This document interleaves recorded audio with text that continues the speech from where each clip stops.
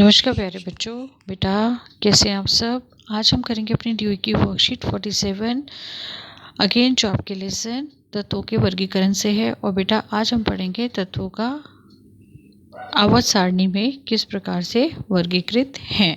ठीक है, आधुनिक आवर्त सारणी में तत्वों की स्थिति क्या है। आधुनिक आवर्त सारणी में 18 ऊर्ध्व स्तंभ हैं जिन्हें समूह कहा जाता है तथा 7 क्षैतिज पंक्तियां हैं जिन्हें आवर्त कहा जाता है। जैसा कि बेटे हम अपनी लास्ट वर्कशीट में भी पढ़ चुके हैं कि जो ऊर्ध्व स्तंभ है मतलब इस तरीके से जब हम ऊपर से नीचे जाते हैं ये है आपके स्तंभ, और जब हम लेफ्ट टू राइट जाएंगे बाएं से दाएं जाएंगे तो क्या कहलाएंगे आवर्त। यह हमारे पास बेटा 7 हैं और स्तंभ हमारे पास कितने जिनको हम समूह भी कहते हैं, समूह कितने हैं 18 हैं हमारे पास आधुनिक आवर्त सारणी में। ठीक है, तो देखिए बेटा इसके अकॉर्डिंगली क्या है हमारे पास आधुनिक आवर्त सारणी में 18 ऊर्ध्व स्तंभ हैं जिन्हें समूह कहा जाता है तथा 7 क्षैतिज पंक्तियां हैं जिन्हें आवर्त कहा जाता है। आइए देखते हैं कि किसी समूह तथा आवर्त में तत्वों की स्थिति किस बात पर निर्भर करती है। ऊर्ध्व स्तंभ देखिए बच्चे, यदि हम आधुनिक आवर्त सारणी के समूह 1 के तत्वों को लेते हैं और समूह 1 से पहले 3 तत्वों का इलेक्ट्रॉनिक विन्यास, बेटा यह जो लिए गए हैं यह आपके एक समूह सबसे पहले समूह में, ठीक है, सभी अपनी एनसीईआरटी के अंदर देखेंगे जो आपका पहला समूह है उसके अंदर जो पहले 3 तत्व हैं यह उनका एग्जाम्पल लिया गया है बेटा। और उनका एग्जाम्पल लेते हुए आपको बताया गया कि उनका इलेक्ट्रॉनिक विन्यास क्या होगा। जैसे पहला इन्होंने हाइड्रोजन लिया बेटा, हाइड्रोजन का परमाणु संख्या कितनी होती है 1 होती है तो उसका इलेक्ट्रॉनिक विन्यास भी क्या होगा 1। लिथियम, लिथियम की परमाणु संख्या कितनी होती है बेटा 3 होती है तो लिथियम के पहले कोश में कितने इलेक्ट्रॉन आ गए 2 और बाद में 1। उसके बाद बेटा सोडियम, सोडियम की परमाणु संख्या कितनी होती है, सोडियम की परमाणु संख्या होती है 11 तो पहले कोश में 2 फिर 8 और फिर 1। ठीक है, ये आपका क्या है कौन सा शेल है के शेल और ये एल, ऐसे ही ये के ये एल और ये एम। ठीक है, तो देखिए बेटा इसके अकॉर्डिंगली क्या है हमारे पास ये आपका आ गया इलेक्ट्रॉनिक विन्यास। तो इन तत्वों के सबसे पहले देखिए जो प्रश्न इसी के ऊपर आधारित प्रश्न है वह इन तत्वों के इलेक्ट्रॉनिक विन्यास में क्या समानता है। ध्यान से देखिए बेटा इनमें ये समानता है कि इनके बाह्यतम कोश में, इनके सबसे बाहरी कोश में बेटा समान इलेक्ट्रॉन उपस्थित है, मतलब तीनों में एक एक एक इलेक्ट्रॉन ही उपस्थित है। तो आप देखेंगे सभी तत्वों की संयोजकता इलेक्ट्रॉनों की संख्या के क्या है समान है। इन तीनों तत्वों में कितनी संयोजकता के इलेक्ट्रॉन है, सभी तत्वों की संयोजकता का इलेक्ट्रॉनों की संख्या मतलब संयोजकता कितनी है इन्हीं सब तत्वों की 1। देखिए आप ध्यान से देखिए इन्हीं सभी तत्वों की संयोजकता कितनी है 1 है। ठीक है,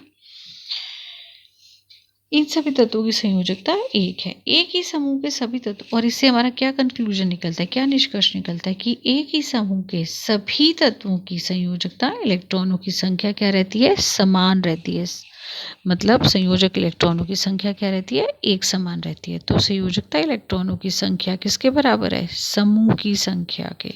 ठीक है, देखिए पहला समूह हमने ये कौन सा पढ़ा है बेटा, ये पहला समूह है और इसमें इलेक्ट्रॉनों की संख्या भी कितनी आ रही है बाह्यतम कोश में 1 1 1। ठीक है, तो संयोजकता इलेक्ट्रॉनों की संख्या और समूह की संख्या क्या रहती है एक समान रहती है। ठीक है, देखिए किसी समूह में ऊपर से नीचे की ओर जाने पर, अब देखिए बच्चे यहाँ पे देखिए बेटा जब हम हाइड्रोजन की बात कर रहे थे तो 1 इलेक्ट्रॉन है, जब हम लिथियम की बात कर रहे थे तो 3 इलेक्ट्रॉन है, तो पहले कोश में 2 आ गए और बाहरी कोश में 1 आ गया। जब हम सोडियम की बात करते हैं तो क्योंकि 11 होता है इलेक्ट्रॉनिक परमाणु संख्या तो 2 8 और 1 आ गया। देखिए बेटा बाह्यतम कोश में इलेक्ट्रॉन तो 1 1 है और समूह भी ये पहला ही है तो समूह भी 1 है। हम किसकी बात करें पहले समूह की संख्या भी क्या 1 है। और बाहरी कोश में जिसको हम क्या कहते हैं संयोजकता इलेक्ट्रॉन, संयोजकता इलेक्ट्रॉन। बेटा वो भी क्या है, हमारा एक है। लेकिन एक असमानता है, देखिए यहाँ पे सिर्फ ये कौन सा शेल है, के शेल। ये कौन सा शेल है, के और एल। और यहाँ ये कौन सा शेल आ गया बेटा, के एल एम। तो कोशों की संख्या, ये क्या है, कोश है के। ये कौन सा कोश है, के और एल। और ये कौन सा कोश है, के एल और एम।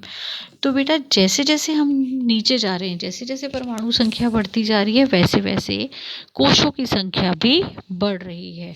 तो इससे ये निष्कर्ष निकलता है कि जैसे हम ऊपर से नीचे जाते हैं तो जो समूह होते हैं उनमें कोशों की संख्या बढ़ती है। देखिए आप इसको बहुत अच्छे से बताया गया इसमें। लिथियम का जैसे मैंने आपको बताया 3 होते हैं परमाणु संख्या, तो इसका इलेक्ट्रॉनिक विन्यास क्या आ जाएगा, 2 और 1।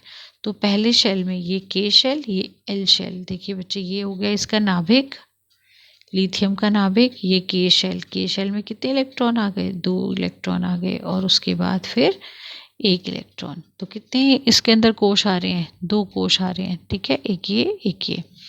नेक्स्ट बेटा ऐसी देखिए सोडियम की परमाणु संख्या 11, 2, 8, 1। ये क्या हो गया इसका इलेक्ट्रॉनिक विन्यास, के एल और एम। तो देखिए बेटा ये है इसका नाभिक सोडियम का। ये पहला कोश 2 इलेक्ट्रॉन, ये दूसरा कोश 8 इलेक्ट्रॉन, और ये तीसरा कोश 1 इलेक्ट्रॉन। तो देखिए 3 कोश ही बन रहे हैं। ऐसे ही जब आप अगला लेंगे, अगला इसके समूह के अंदर अगला तत्व कौन सा होता है, पोटेशियम। तो पोटेशियम का कितना होता है बेटा, 19। तो पहले कोश में 2, फिर 8, फिर 8, ठीक है, और फिर 1। तो कैसे बनेगा, ये इसका नाभिक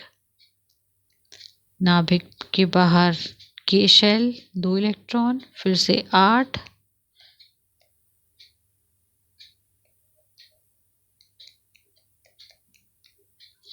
ये कौन सा शेल था, एल। अब हमने बनाया एम शेल, और ये आ गया आपका एन शेल। तो इस प्रकार से बेटे देखेंगे कि कोशों की संख्या बढ़ती जा रही है, 1, 2, 3, 4। अब इसमें कितने कोश हो चुके हैं, 4 कोश हो चुके हैं। इसमें कितने कोश हैं, इसमें सिर्फ 2 कोश हैं। इसमें कितने कोश हैं, 3 कोश हैं। इसमें कितने कोश हो गए, 4 कोश। तो इस प्रकार जैसे जैसे हम नीचे जाते जाते हैं, कोशों की संख्या क्या होती जाती है, बढ़ती चली जाती है। आइए अब देखें क्षैतिज पंक्तियों में क्या होता है। क्षैतिज पंक्तियां मतलब जब हम बाएं से कहाँ जा रहे हैं, दाएं। जब हम बाएं से दाएं जा रहे हैं, बाएं से दाएं जाने का मतलब है कि हम कहाँ पे घूम रहे हैं, आवर्त में। उस समय हम कहाँ पे चल रहे हैं, आवर्त में चल रहे हैं।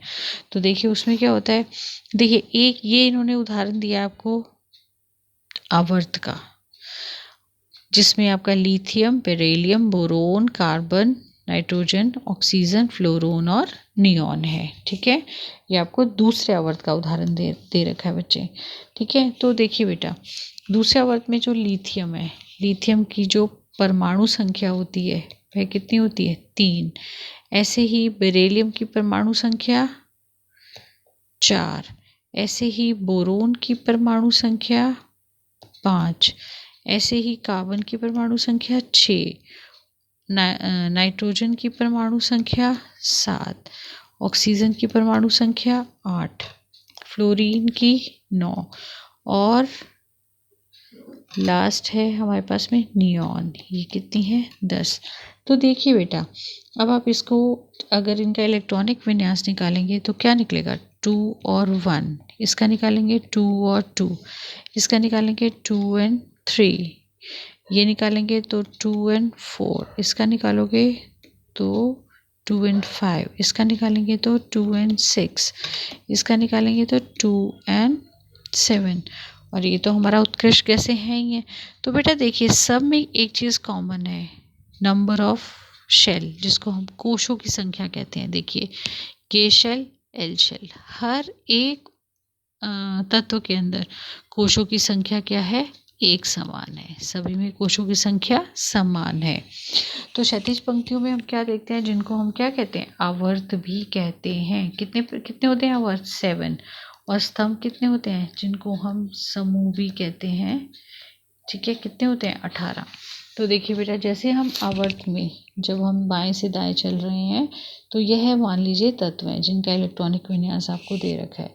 अब देखिए, क्या इन सभी तत्वों की संयोजकता इलेक्ट्रॉनों की संख्या समान है? नहीं। जब हम बाएं से दाएं जाते हैं तो इलेक्ट्रॉनों की संयोजकता, इलेक्ट्रॉनों की संख्या जो है वो बदल रही है, एक एक बढ़ रही है। ये देखिए, 1 2 3 4, जैसा कि आप 9th क्लास में ऑलरेडी पढ़ चुके हैं बेटा। जो संयोजकता इलेक्ट्रॉन होते हैं वो कौन से इलेक्ट्रॉन होते हैं? जो बाह्यतम कोश में इलेक्ट्रॉन उपस्थित होते हैं, जो कि रासायनिक अभिक्रिया में भाग लेते हैं, या तो अपने इलेक्ट्रॉन देकर या लेकर। ठीक है, तो इन सभी तत्वों की संयोजकता इलेक्ट्रॉनों की संख्या क्या है?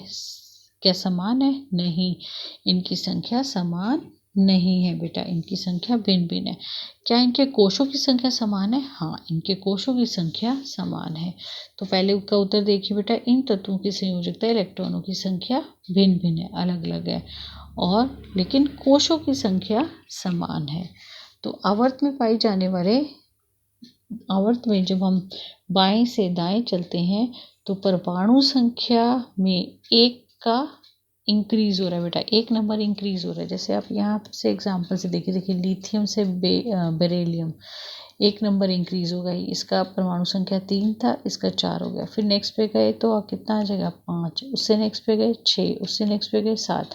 तो एक एक इलेक्ट्रॉन जो है वो क्या हो रहा है? बढ़ रहा है। तो आवर्त सारणी में बाएं से दाएं जाने पर परमाणु की संख्या में इकाई, मतलब एक एक इलेक्ट्रॉन की वृद्धि होती है, और संयोजकता इलेक्ट्रॉनों की संख्या में भी इकाई में वृद्धि होती है। तो बेटा, हम क्षैतिज पंक्तियों में क्या निकालते हैं कि कोशों की संख्या जो है वो समान है, और यह किसके बराबर है? आवर्त की संख्या की। जैसे कि मैंने आपको बताया बेटा, हर एक में देखिए 2 2 कोश आ रहे हैं, और ये हम जो आवर्त की बात कर रहे हैं, जैसे मैंने आपको पहले बताया, ये कौन सा आवर्त है? ये दूसरा आवर्त है। तो देखिए, जितने कोशों की संख्या आ रही है वही उसका क्या बन रहा है? आवर्त बन रहा है।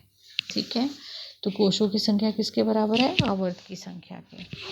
तो अब अध्यासित कोशों की संख्या की समान संख्या वाले विभिन्न तत्वों के परमाणु एक ही आवर्त में स्थित हैं, जैसे सोडियम, मैग्नीशियम। बेटा, ये थर्ड वाला है, सोडियम मैग्नीशियम। ये कौन सा आवर्त है? थर्ड, तीसरा आवर्त है ये, जिसके अंदर ये तत्व पाए जाते हैं: sodium, magnesium, aluminium, silicon, phosphorus, sulphur and chlorine और आर्गन।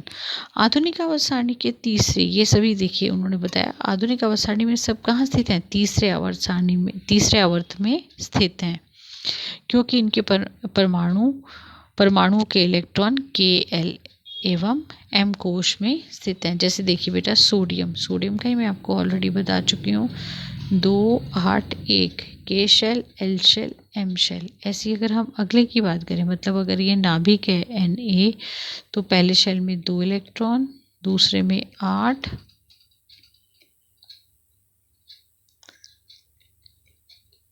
और तीसरे में कितना आ जाएगा? 1 इलेक्ट्रॉन।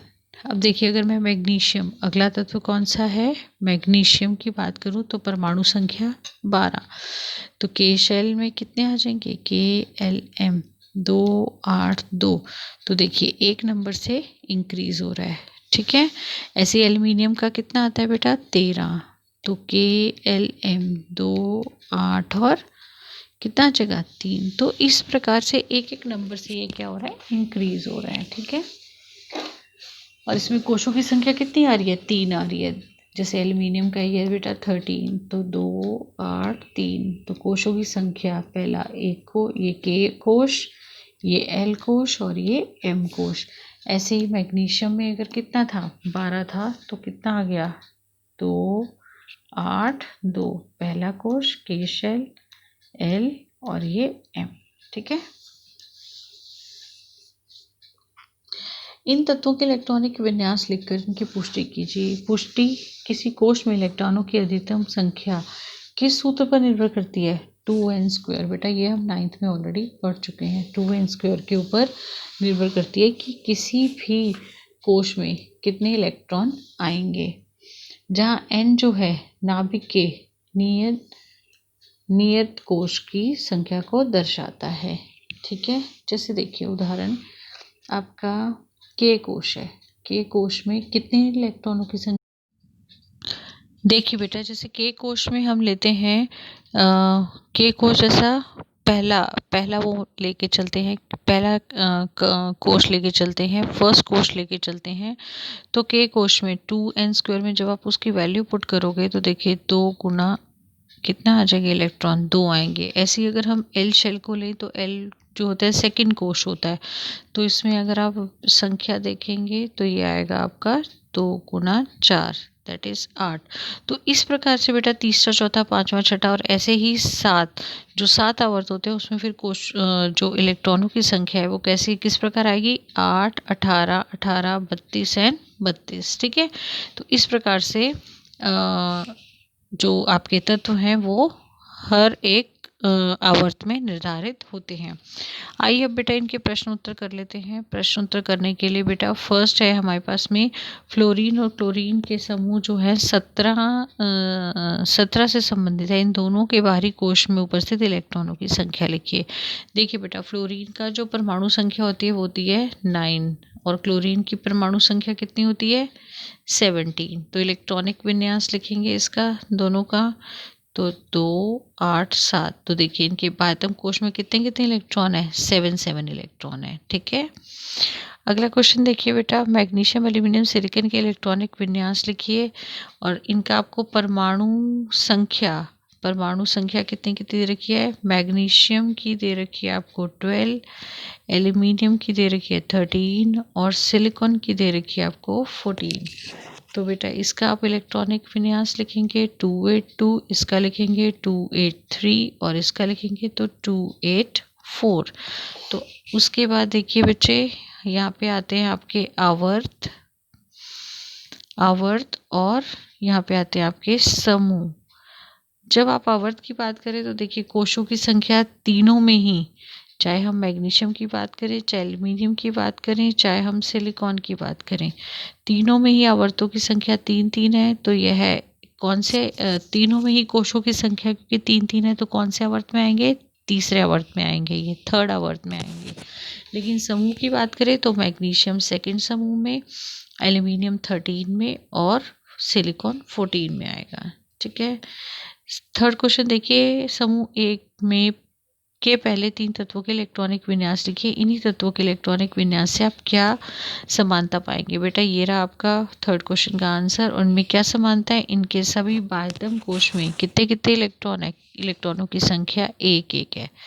देखिए 1-1 और 1 है। ठीक है, नेक्स्ट देखिए पहले, दूसरे, तीसरे तथा चौथे आवर्त में कितने कितने तत्व उपस्थित होते हैं बेटा।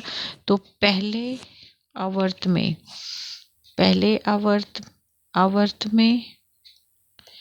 दूसरे आवर्त में, तीसरे आवर्त में और चौथे आवर्त में जो तत्वों की संख्या होती है तो बेटा पहले आवर्त में 2 तत्व होते हैं, दूसरे में 8 होते हैं, तीसरे में भी 8 होते हैं और 14 में हमारे पास 18 तत्व होते हैं। ठीक है, ये आप यहाँ से भी लिख सकते हैं बेटा। उसके बाद देखिए आधुनिक आवर्त सारणी एवं मेंडलीव की आवर्त सारणी में तत्वों की व्यवस्था की तुलना कीजिए। बेटा मेंडलीव की आवर्त सारणी जो थी उसमें तत्व जो थे उनके बढ़ते हुए परमाणु द्रव्यमान के क्रम में रखा गया था, जबकि आधुनिक आवर्त सारणी में तत्वों को उनके बढ़ते हुए परमाणु संख्या के आधार पर रखा गया। तो ये थी बच्चे आज की आपकी वर्कशीट। उम्मीद करती हूँ आपको समझ आई होगी। तो वीडियो को लाइक करो, शेयर करो और चैनल को सब्सक्राइब करो। थैंक यू बच्चे, टेक केयर।